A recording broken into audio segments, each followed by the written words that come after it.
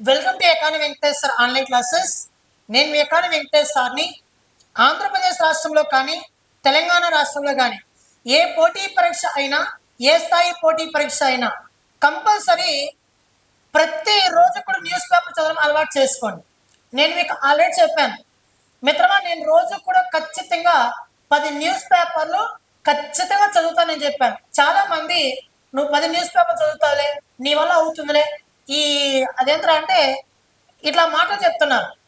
చదువుతానా నేను చదవనా అని చెప్పేది నా వాట్సాప్ ఛానల్ చూస్తే మీకు అర్థమవుతుంది. ఓకేనా? సరే, వాళ్ళ గురించి మనకు అవసరం లేదు. మీరు కరెంట్ అఫైర్స్ బాగా చదవండి, న్యూస్ పేపర్ అంతకన్నా ఎక్కువ చదవండి. ఓకేనా? సరే, ఈరోజు 11th ఆగస్టు 2026న వార్తలు నిలిచేటువంటి కరెంట్ అఫైర్స్ అంశాలు కనుక మనం ఒకసారి పరిశీలిస్తే, ఈరోజు ఫస్ట్ టాపిక్ వచ్చేసి రీసెంట్లీగా మనకి అఫీషియల్ న్యూస్. ఇది మీరు చూడండి, కావాలంటే డిడి న్యూస్ ఛానల్లో కానీ, న్యూస్ ఆన్ ఎయిర్ ఛానల్లో కానీ, ministry of information and broadcasting ఛానల్లో కానీ అఫీషియల్గా ఇటీవల వార్తలు నిలిచేటువంటి ఒక అంశం ఈ అంశం. 2026 జూలై 31 నాటికి భారతదేశంలో నాన్ ఫ్యూజల్ లేదా శిలాజేతర ఇంధన ఆధారిత స్థాపిత విద్యుత్ ఉత్పత్తి సామర్థ్యం 300 గిగావాట్లను అందించినటువంటి భారత్ అని చెప్పి ఒక హెడ్డింగ్ పెట్టాం. ఫస్ట్ ఆఫ్ ఆల్ మనం ఇక్కడ శిలాజ ఇంధనాలు శిలాజ ఇంధనాలు అంటే ఏమో తెలుసుకోవాలి, శిలాజ ఏతర ఇంధనాలు అంటే ఏమో తెలుసుకోవాలి. ఓకేనా? శిలాజ ఇంధనాలు అంటే ఏమో తెలుసుకోవాలి, శిలాజ ఏతర ఇంధనాలు అంటే ఏమో తెలుసుకోవాలి. ఈ రెండింటి మధ్య తేడా తెలియాలి. శిలాజ ఇంధనాలు అంటే పెట్రోలియం, శిలాజ ఇంధనాలు అంటే పెట్రోలియం, అదేవిధంగా డీజిల్. ఓకేనా? ఇటువంటివన్నీ కూడా మనం శిలాజ ఇంధనాలుగా మనం పరిగణిస్తాం. ఈ శిలాజ ఇంధనాలుగా పరిగణించేటటువంటి పెట్రోల్, డీజిల్ వీటిని వాడకం వలన దేశంలో కాలుష్యం విపరీతంగా పెరిగిపోతుంది. దాని వలన ఈ వాతావరణం దెబ్బతిని సముద్రము నీటి మట్టం పెరిగిపోయి, ఆ సముద్రం నీటి మట్టం పెరగడం వలన ఈ తుఫాన్లు, వరదలు వచ్చి ఆ సముద్ర ప్రాంతాల్లో ఉన్నటువంటి ఆవాసాలకు చాలా ఇబ్బందికరంగా మారే పరిస్థితి ఈ రోజు మన భారతదేశ వ్యాప్తంగా ఏర్పడింది. కాబట్టి అంతర్జాతీయ వ్యాప్తంగా ఏ సదస్సు జరిగినా కూడా ప్రపంచ దేశాల నేతలు ఫస్ట్ మాట్లాడే అంశం ఏంటంటే కాలుష్యాన్ని తగ్గించండి, తద్వారా పర్యావరణ పరిరక్షణ చేపట్టండి అని చెప్పి చెప్తూ ఉంటారు.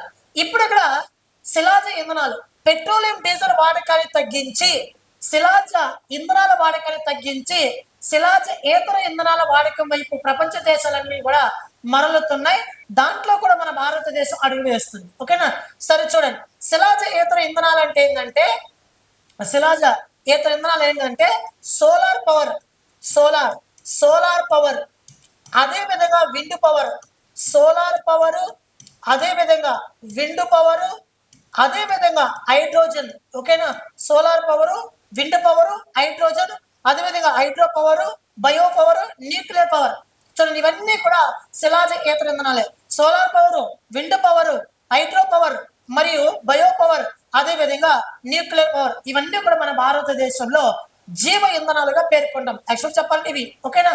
సరే, ఇప్పుడు చూస్తే శిలాజ ఏతర ఇంధనాలు ఇవి 2026 జూలై 31 నాటికి మన భారతదేశంలో ఈ 5 రకాల ద్వారా మొత్తం విద్యుత్ ఉత్పత్తి ఎంత అంటే 300 గిగావాట్లకు దాటిందంట. 300 గిగావాట్లు దాటిందంట. యాక్చువల్గా మన భారతదేశం ఒక టార్గెట్ పెట్టుకుంది 2030 నాటికల్లా మన భారతదేశంలో మొత్తం శిలాజ ఏతర ఇంధనాల ఉత్పత్తిని ఎంత 500 గిగావాట్స్ ని చేరుకోవాలని చెప్పి మన భారతదేశం లక్ష్యంగా పెట్టుకుంటే 4 సంవత్సరాల ముందుగానే అనగా 2026లోనే ఇప్పటికే 300 గిగావాట్స్ మనం సాధించేసాం. ఓకేనా? 2030 నాటికల్లా మన భారతదేశం 500 గిగావాట్స్ కాదు, అంతకన్నా ఎక్కువ శిలాజ ఏతర ఇంధన ఉత్పత్తిని మన భారతదేశం సాధిస్తుంది. Very very important. Coming examination లో తెలంగాణలో కానీ, ఏపీలో కానీ గ్రూప్ 2 ఆస్పిరెంట్స్ కి మెయిన్ ఇంపార్టెంట్. ఓకేనా? చూసుకోండి, ఇక్కడ ఇది చాలా చాలా మోస్ట్ ఇంపార్టెంట్. ఇప్పుడు ఇది మనం ఆలోచించాలి ఇక్కడ. సరే, దీని గురించి మళ్ళీ కూడా మనం మాట్లాడదాం. ఇది ఒకసారి గుర్తుపెట్టుకునే ప్రయత్నం చేయండి. దీంట్లో సోలార్ పవర్ ఎంత అంటే 164.59 గిగావాట్లు, విండ్ పవర్ 58.14 విద్యుత్, 57.24 వచ్చేసి హైడ్రో పవర్, బయో పవర్ జీవ ఇంధనం 11.75, న్యూక్లియర్ అణు విద్యుత్ ఉత్పత్తి 8.78. దీనిలో అత్యధికంగా సోలార్ ద్వారా మన భారతదేశం ఉత్పత్తి చేయడం అనేది జరుగుతుంది. ఓకేనా, ఇది మీరు గుర్తుపెట్టుకునే ప్రయత్నం చేయండి. ఓకేనా, so very very important. Next, Indian Navy మరియు US Navy explosive ordnance disposal exercise 2026 అని చెప్పి ఒకటి ఇక్కడ రాయబడింది. ఫస్ట్ ఆఫ్ ఆల్ మనం విన్యాసాలు చూసుకోవాలా. ఫస్ట్ విన్యాసాలు 3 రకాలు మిత్రమా, విన్యాసాలు 3 రకాలు. ఓకేనా, ఆ విన్యాసాలు ఏంటంటే ఒకటి సైనిక దళ విన్యాసం, ఒకటి సైనిక దళ విన్యాసం, 2 వైమానిక దళ విన్యాసం, 3 వచ్చేసి నావికా దళ విన్యాసం. ఈ 3 కూడా గుర్తుపెట్టుకునే ప్రయత్నం చేయండి. ఓకేనా, అదే విధంగా ఆ విన్యాసం పేరు గుర్తుపెట్టుకోండి. ఈ విన్యాసం పేరు ఏంటంటే ఎక్స్ప్లోజివ్ ఆర్డినెన్స్ డిస్పోజల్ అనే ఒక ఎక్సర్సైజ్. ఇది ఏ 2 దేశాల మధ్య జరిగిందంటే ఇండియా, భారత్ మరియు యుఎస్, ఈ 2 దేశాల మధ్య. మరి అది ఎటువంటి ఎక్సర్సైజ్ అంటే ఒక నేవీ ఎక్సర్సైజ్. ఇది ఒక నావికా దళ విన్యాసం. ఇది ఎప్పటి నుంచి ఎప్పటి జరిగిందంటే ఆగస్టు 10వ తారీఖు నుంచి 14వ తారీఖు వరకు కొచ్చి, కేరళలోని కొచ్చి అనే ఒక ప్రాంతంలో ఈ విన్యాసాలు ప్రస్తుతం జరుగుతున్నాయి. 14th ఎండ్ అయిపోతుంది. ఓకేనా, అదే విధంగా దీనిని మొట్టమొదటిసారిగా 2005లో ఈ 2 దేశాలు కలిసికట్టుగా నిర్వహించాయి. అదే విధంగా ప్రస్తుతం 2026 జరుగుతున్న ఈ విన్యాసం 8వ అంటే 8th edition of the exercise. ఓకేనా, ఎనఫ్. ఇక చూసుకోండి, ఇక్కడ పేరేమో తెలుసుకున్నాం, ఎప్పటి నుంచి ఎప్పటి వరకు చూసుకున్నాం, ఏ ప్రాంతం తెలుసుకున్నాం, దాని పేరు తెలుసుకున్నాం, ఏ 2 దేశాల మధ్య తెలుసుకున్నాం, అది ఎటువంటి విన్యాసం తెలుసుకున్నాం. ఇప్పుడు ఆ విన్యాసం యొక్క లక్ష్యం ఏమిటి అంటే 2 దేశాల మధ్య నావికా దళంలో సహాయ సహకారాలను పెంపొందించుకోవడం కోసం ఇటీవల ఈ విన్యాసాన్ని ప్రారంభించడం అనేది జరిగింది. ఓకేనా, రైట్ మిత్రమా. నెక్స్ట్, పరిశోధన అనగా ఉన్నత విద్య, అదేవిధంగా సైన్స్ అండ్ టెక్నాలజీ, రక్షణ రంగము, డీప్ టెక్ అంటే టెక్నాలజీ పరంగా ఇలా పరిశోధన మరియు డీప్ టెక్ రంగాలలో 2 దేశాలు కూడా దాన్ని ఏమంటారు సహకారం అందించుకోవడం కోసం పెంపొందించేందుకు ఐఐటి మద్రాస్ మరియు ఇండోనేషియా ఈ 2 దేశాల మధ్య ఇటీవల ఒక ఒప్పందం కుదిరింది. ఓకేనా, చూడండి ఇక్కడ IIT Madras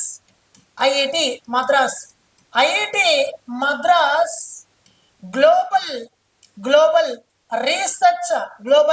research foundation, IIT Madras ఆధ్వర్యంలో పనిచేస్తున్న గ్లోబల్ రీసెర్చ్ ఫౌండేషన్ మరియు ఇండోనేషియా ఈ 2 దేశాల మధ్య కుదిరిన ఒక ఒప్పందమే ఇదన్నమాట. ఏం లేదు మిత్రమా, 2 దేశాలు గుర్తుపెట్టుకోండి. IIT Madras global research foundation ఒకటి, 2వది ఇండోనేషియా ప్రభుత్వం. ఈ 2 మధ్య ఒక ఒప్పందం కుదిరింది. ఎందుకు? కీవర్డ్ చూడండి, keyword is very very important. సోది చదవద్దు, keyword important. India, Indonesia. India అంటే ఏమి? ఐఐటి మద్రాస్, ఇండోనేషియా దేశం. ఈ 2 దేశాలు మెమరాండం ఆఫ్ అండర్స్టాండింగ్ ఒక అవగాహన ఒప్పందం కుదుర్చుకున్నాయి. టు బూస్ట్ అంటే 2 దేశాల మధ్య సహాయ సహకారాలు పెంపొందించడం. ఒకటి deep tech research, deep tech technology పరంగా పరిశోధన మరియు స్టార్టప్ ఇన్నోవేషన్ అనగా చిన్న అంకుర సంస్థలలో నవకల్పనను ఏ విధంగా తీసుకురావాలని దానిపైన ప్రత్యేకంగా పరిశోధన లేదా సాంకేతికతను ఇచ్చిపుచ్చుకోవడం కోసం ఈ 2 దేశాల మధ్య ఒప్పందం కుదిరింది. ఓకేనా, నెక్స్ట్ న్యూఢిల్లీ భారతదేశ రాజధాని ఢిల్లీ. ఓకేనా, న్యూఢిల్లీలో జరిగిన 19th ఎడిషన్ 19వ వార్షిక సమావేశం 19th భారత్ సింగపూర్ విదేశాంగ కార్యాలయ సంప్రదింపులు. ప్రతి ఒక్క పదాన్ని విడమరిచి చూడండి, దాంట్లోనే మీనింగ్ ఉంది. న్యూఢిల్లీ ఆతిథ్యం ఇచ్చినటువంటి ప్రాంతం ఎక్కడ జరిగింది? న్యూఢిల్లీ జరిగిన 19th అంటే 19వ అంటే ఇది 19వ మీటింగ్ అని అర్థం. మన భారతదేశం సింగపూర్ ఈ 2 దేశాలు కూడా విదేశాంగ మంత్రుల సమావేశం. ఓకేనా, సంప్రదింపులు ఏంటంటే గతంలో ఈ రెండు దేశాల మధ్య కుదిరినటువంటి ఒప్పందాలు ఉంటాయే, ఆ ఒప్పందాలను ఎంతవరకు తీసుకొచ్చాము, రానున్నటువంటి కాలంలో అనగా భవిష్యత్తు కాలంలో ఎటువంటి ప్రణాళికలు ఇంకా మనం రూపొందించుకోవాలి అనే దానిపైన రెండు దేశాల మధ్య ఇటీవల సంప్రదింపులు జరపడం అనేది జరిగింది. ఆతిథ్యం ఇచ్చిన ప్రాంతం New Delhi, 19th edition between two countries, that is India and Singapore. ఓకేనా, వేటిపైన అంటే వివిధ అంశాలపై డిస్కస్ చేశారు. ఆగస్ట్ 6వ తారీఖున ఈ సమావేశం ఇటీవల ఢిల్లీలో ముగియడం అనేది జరిగింది. ఓకేనా, దీనికి మన భారతదేశ విదేశాంగ మంత్రిత్వ శాఖ జయశంకర్ గారు దీనికి ఆతిథ్యం వహించడం అనేది జరిగింది. Next, BRICS. ముంబైలో ముగిసిన BRICS waves bazaar meeting, BRICS waves bazaar meeting 2026 మీకు అందరూ కూడా తెలుస్తున్నదే, మన భారతదేశం 18th బ్రిక్స్ సమావేశాన్ని దగ్గరలోని నిర్వహించబోతున్నది. మీకు అందరికీ తెలిసినదే. నెక్స్ట్ మంత్ నిర్వహిస్తుంది. నెక్స్ట్ మంత్ కాదు. ఓకేనా, ఇప్పుడు చూడండి ఇక్కడ యాక్చువల్గా 2009 సంవత్సరంలో బ్రిక్ అనే పదం పేరు మీదుగా ఈ కూటమి ఏర్పడింది. బ్రిక్ అంటే బ్రెజిల్, రష్యా, ఇండియా, చైనా, ఈ 4 దేశాలు మాత్రమే. 2010లో సౌత్ ఆఫ్రికా జాయిన్ అవ్వడం వలన 2010లో సౌత్ ఆఫ్రికా జాయిన్ అవ్వడం వలన ఈ బ్రిక్ కాస్త పైకి లేచి బ్రిక్స్గా మారింది. ఓకేనా, బ్రిక్స్గా మారింది. సో మొత్తం 5 దేశాలతో ఈ కూటమి 2024 వరకు కూడా కొనసాగేది. కానీ 2024లో ఒక 5 దేశాలు సభ్యత్వాన్ని పొందాయి. 2025లో మరొక దేశం సభ్యత్వం పొందింది. మొత్తం 6 దేశాలు సభ్యత్వాన్ని పొందడం అనేది జరిగింది. నేడు బ్రిక్స్ లో మొత్తం 11 సభ్య దేశాలు ఉన్నాయి. ఒకటి Brazil, Russia, India, China, south Africa, మళ్ళీ ఈజిప్ట్, ఇథియోపియా, అదేవిధంగా Iran, Indonesia, Saudi Arabia, UAE, ఈ 6 దేశాలు ప్లస్ ఇది 5, మొత్తం 11 దేశాలతో మన భారతదేశంలో ప్రస్తుతం ఈ బ్రిక్స్ కూటమి సదస్సు నిర్వహించబోతున్నది. 2009లో మొట్టమొదటిసారిగా ఈ సదస్సుని ఏ దేశం నిర్వహించిందంటే రష్యా దేశంలో నిర్వహించింది. 2025లో 17th బ్రిక్స్ సమిట్ ఏ దేశం నిర్వహించిందంటే బ్రెజిల్. ఏ దేశం మిత్రమా? బ్రెజిల్ దేశం ఇటీవల నిర్వహించడం అనేది జరిగింది. బ్రెజిల్ దేశంలో కూడా రియో డి జనీరో అనే ఒక ప్రాంతంలో నిర్వహించడం అనేది జరిగింది. నెక్స్ట్ 2026లో ఈ సదస్సు మన భారత్ ఆతిథ్యం ఇవ్వనున్నది. మొత్తం మీద మన భారతదేశం ఇప్పటి వరకు బ్రిక్స్ కి 4 సార్లు ఆతిథ్యం ఇస్తున్నది. ఇది 4th టైం ఇస్తున్నది అనమాట. ఓకేనా, సో ఇది గుర్తుపెట్టుకునే ప్రయత్నం చేయండి. బ్రిక్ కూటమి ఫామ్ అవడానికి రష్యా ఆర్థికవేత్త ఒక అతను జిమ్ ఓ నీల్ అనే ఒక వ్యక్తి కారకుడయ్యాడు. ఇప్పుడు చూడండి, ముంబైలో ముగిస్తున్నటువంటి బ్రిక్, ఇప్పుడు ఏ దేశం అయితే ఒక సదస్సుకి ఆతిథ్యం ఇస్తుందో ఆ దేశంలో వివిధ మంత్రుల సమావేశం జరుగుతుంది. ఇక్కడ రీసెంట్గా agriculture minister meeting, education minister meeting, foreign minister meeting, trade minister meeting, ఇవన్నీ కూడా మనం చూసాం. ఫైనాన్షియల్ మినిస్టర్ మీటింగు, ఇవన్నీ కూడా చూసాం. కానీ రీసెంట్గా ముంబైలో 6వ తారీఖు ప్రారంభమైంది. ఓకేనా, ముంబైలో వేవ్స్ బజార్ సంబంధించి ఈ బ్రిక్స్ కూటమి దేశాల అధిపతుల మధ్య ఒక సమావేశం జరగడం అనేది జరిగింది. ఈ సమావేశం ఆతిథ్యం ఇచ్చిన నగరం ఏదంటే ముంబై అన్న విషయాన్ని గుర్తుపెట్టుకోండి. ఓకేనా, రైట్. నెక్స్ట్, దేశంలోని అన్ని చిత్తడి నెలలు కన్జర్వేషన్ రిజర్వ్ చుట్టూ 10 కిలోమీటర్ల పరిధిలో మైనింగ్ కార్యకలాపాలు జరపాలంటే అనుమతి తప్పనిసరి అని చెప్పి సుప్రీంకోర్టు ఇటీవల ఒక తీర్పు ఇవ్వడం అనేది జరిగింది. చూడండి, మన భారతదేశం ప్రస్తుతం 101, మన భారతదేశంలో ప్రస్తుతం 101 రామ్సార్ సైట్లు ఉన్నాయి, చిత్తడి నేలలు ఉన్నాయి. ఈ చిత్తడి నేల ఏదైతే ఉందో ఈ చిత్తడి నేల చుట్టుపక్కల 10 కిలోమీటర్లో ఎక్కడైనా కానీ మైనింగ్ త్రవ్వకాలు జరపాలంటే, మైనింగ్ అంటే ఖనిజాల అన్వేషణ, ఖనిజాలను త్రవ్వడం కోసం, ఓకేనా, ఈ ఖనిజాలను త్రవ్వడం కోసం ఎవరైనా అన్వేషణ చేపట్టాలంటే ఖచ్చితంగా national board of wild life sanctuary మధ్య దాని దగ్గర నుంచి ఖచ్చితంగా అనుమతి తప్పనిసరిగా తీసుకోవాలని చెప్పి దేశ అత్యున్నత న్యాయస్థానం సుప్రీంకోర్టు ఒక కీలకమైన తీర్పును వెల్లడించింది. అంటే చిత్తడి నేలలుగా మన భారతదేశం గుర్తించబడినటువంటి చుట్టుపక్కల ఎవరైనా కానీ మైనింగ్ త్రవ్వకాలు చేపట్టాలంటే National Board for Wildlife sanctuary దగ్గర ఖచ్చితంగా అనుమతి తప్పనిసరిగా తీసుకోవాలని చెప్పి ఒక తీర్పుని సుప్రీంకోర్టు ఇటీవల వెలువడించడం అనేది జరిగింది. ఓకేనా. నెక్స్ట్, ప్రపంచంలోని మొట్టమొదటి హైబ్రిడ్ టన్నెల్ బోరింగ్ మరియు బ్లాస్టింగ్ మిషన్ ను ఇటీవల ఆవిష్కరించినటువంటి చైనా. ఒకటే గుర్తుపెట్టుకోండి, ఇది సూపర్లేటివ్. ఓకేనా, ఇది సూపర్లేటివ్ అంశం. ప్రపంచంలో మొట్టమొదటిసారిగా ఇంతవరకు ఏ దేశంలో కనుక్కోలేదు. ఫస్ట్ టైం ఇదే hybrid tunnel boring and blasting machine. అంటే ఏంటి మిత్రమా, ఒక సొరంగం మనం ఏర్పాటు చేయాలనుకో, సొరంగం అంటే ఏమి లోపల అని అర్థం. ఓకేనా, మన టనెల్స్ ఉంటాయి కదా సొరంగం లోపల, ఈ సొరంగాన్ని త్రవ్వాలంటే ఈ సొరంగం లోపల ఏదైనా టన్నెల్ ఏర్పాటు చేయడంటే మనకి బండలు అడ్డమొట్టేస్తాయి, పెద్ద పెద్ద బండలు అడ్డం వచ్చేస్తాయి, కొండలు బండలు అడ్డం వస్తాయి. ఆ కొండలను అంత పెద్ద బండలను వాటిని బ్లాస్ట్ చేసుకుంటూ వాటిని కూడా పేల్ చేసుకుంటూ ఈ సొరంగాన్ని నిర్మించడం కోసం ప్రత్యేకంగా పనిచేసేటటువంటి అత్యాధునిక సాంకేతిక పరిజ్ఞానం కలిగినటువంటి మిషన్ ని ఇటీవల ఆవిష్కరించిన దేశం ఏదైనా అంటే మనకి చైనా.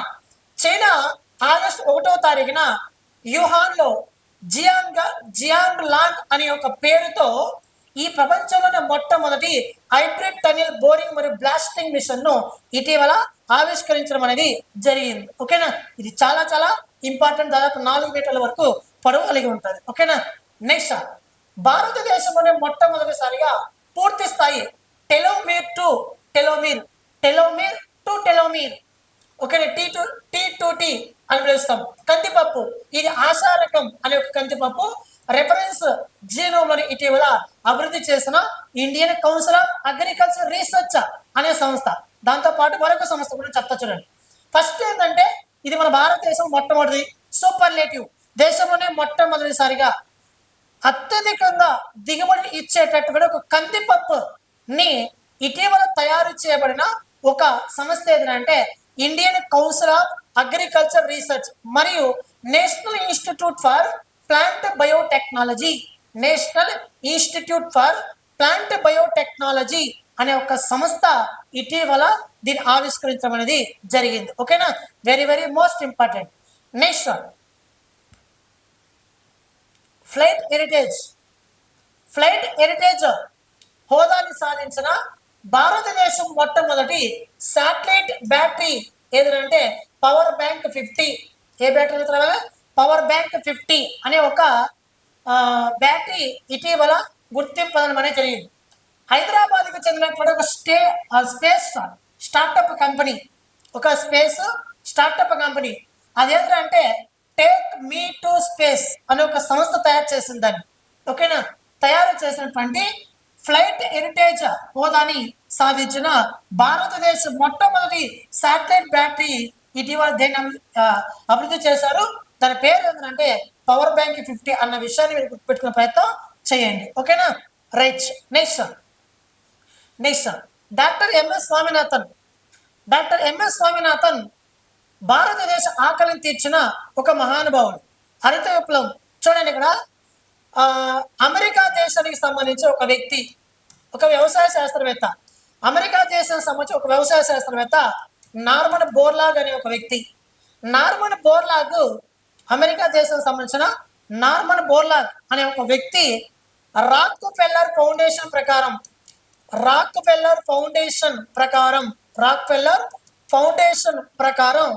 ఈ ఫౌండేషన్ స్కాలర్షిప్ తో ఈయన మెక్సికో దేశానికి వెళ్ళాడు. మెక్సికో దేశానికి వెళ్ళి గోధుమల పైన రీసెర్చ్ చేసి పరిశోధన చేసి అత్యధికంగా దిగుబడిని ఇచ్చేటటువంటి గోధుమ వంగడాలను కనుక్కోవడం అనేది జరిగింది నార్మన్ బోర్లాగ్. కాబట్టి అతన్ని ప్రపంచ హరిత విప్లవ పితామహుడు అని పిలుస్తారు. మన భారతదేశం నుండి ఈ మెక్సికో దేశానికి వెళ్ళి దీంట్లో పాలు పంచుకున్నాడు ఎంఎస్ స్వామినాథన్ గారు. ఇటువంటి అధిక దిగుబడిని ఇచ్చేటటువంటి ఈ గోధుమ వంగడాలు మా భారతదేశం కావాలని చెప్పి మన భారతదేశం తీసుకొచ్చిన ఒక మహానుభావుడు, ఒక వ్యవసాయ శాస్త్రవేత్త ఎంఎస్ స్వామినాథన్ గారు. ఆయన మన భారతదేశంలో హరిత విప్లవం అనే పదాన్ని మొట్టమొదటిసారిగా 1960 దశకంలో తీసుకోవడం అనేది జరిగింది.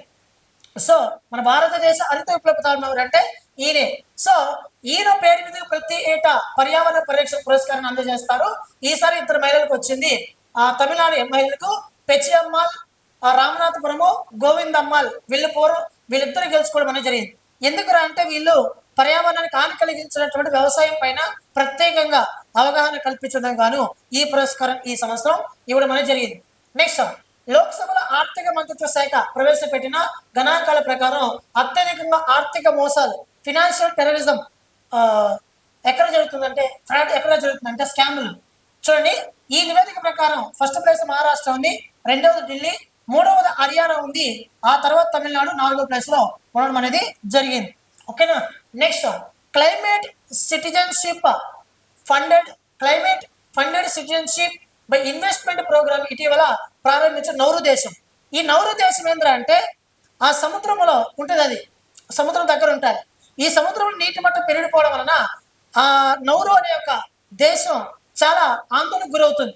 సో ఈ పర్యావరణ పరిరక్షణ కోసం కృషి చేసేందుకు ఎవరైనా ఆ దేశానికి సహాయం చేస్తే ఆ దేశం ఆ డబ్బులకు తగ్గట్టుగా పౌరసత్వం అందిస్తుంది. ఓకేనా.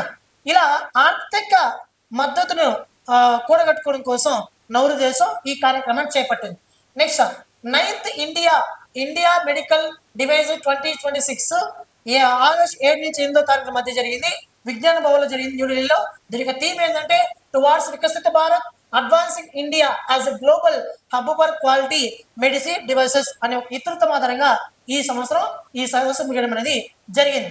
నెక్స్ట్, పంజాబ్కు చెందిన గుర్చరణ్ దాస్ జీవితకాల స్వేచ్ఛావాద పురస్కారం ఇటీవల అందుకున్న తొలి భారతీయ రచయిత.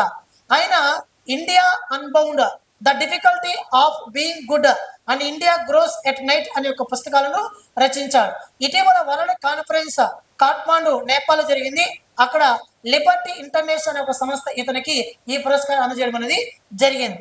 సో ఇది very very important. Next, Dirac అనే ఒక పథకం. ఈ డైరాక్ అనే ఒక పథకంను ఇటీవల గెలుచుకున్న భారతీయ భౌతిక శాస్త్రవేత్త దీపక్ ధర్ ఇటలీ దేశంలోని ఈ డైరాక్ పథకం అనే ఒక దానిని మన భారతదేశ ఫిజిక్స్ సంబంధించిన ఒక వ్యక్తి అందుకోవడం అనేది జరిగింది. ఓకేనా.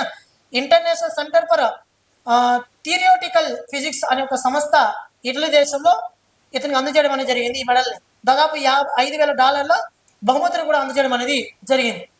నెక్స్ట్, ఎన్ఫోర్స్మెంట్ డైరెక్టరేట్ చీఫ్ పదవీ కాలం రాహుల్ నవీన్ యొక్క పదవీ కాలం 2027 జూలై 31 వరకు పొడిగించడం అనేది జరిగింది. అనగా మరొక సంవత్సరం పాటు పొడిగించడం అనేది జరిగింది. ఈయన నామినేట్ అయ్యి కూడా దాదాపు 3 years అయిపోయింది. ఈయన పదవీ కాలాన్ని మరొకసారి పొడిగించడం అనేది జరిగింది. Next, quit India moment. Quit India 1942 August 8వ తారీఖున మనకి గాంధీజీ చేత ప్రారంభించబడినటువంటి ఒక ఉద్యమం క్విట్ ఇండియా ఉద్యమం. ఈ క్విట్ ఇండియా ఉద్యమము డూ ఆర్ డై అనే ఇతృత్వం ఆధారంగా దీన్ని ప్రారంభించడం అనేది జరిగింది. ఈ క్విట్ ఇండియా ఉద్యమం సందర్భంగా ఆగస్టు 8వ తారీఖు ప్రతి ఏటా క్విట్ ఇండియా ఉద్యమ దినోత్సవం సెలబ్రేట్ చేసుకుంటాం. దీనినే ఆగస్టు విప్లవం అని కూడా పిలుస్తారు. దీనినే ఆగస్టు ఉద్యమం అని కూడా పిలవడం అనేది జరుగుతుంది. ఓకేనా. Very very important. నెక్స్ట్ చివరి టాపిక్ 40 ప్రాంతీయ పార్టీలు మొత్తం విరాళాలు సేకరించడం అనేది జరిగింది. 1051 కోట్ల విరాళాలు చేపట్టడం జరిగింది. ఏడిఆర్ నివేదిక అసోసియేషన్ ఫర్ డెమోక్రటిక్ రీఫార్మ్స్ అనే ఒక సంస్థ ఈ నివేదికను విడుదల చేయడం అనేది జరిగింది. ఈ నివేదిక ప్రకారం అత్యధికంగా డిఎంకే పార్టీ తొలిసారి నిలిచిన తర్వాత తృణమూల కాంగ్రెస్, తర్వాత వైఎస్ఆర్ కాంగ్రెస్ పార్టీ మొదటి 3 స్థానాల్లో నిలవడం అనేది జరిగింది. ఓకేనా. ఇది అత్యధిక విరాళాలు సేకరించినటువంటి పార్టీలు. థ్యాంక్ యూ మిత్రులు, థ్యాంక్ యూ సో మచ్. మళ్ళీ నెక్స్ట్ క్లాస్ కలుసుకుందాం. థ్యాంక్ యూ మిత్రులు.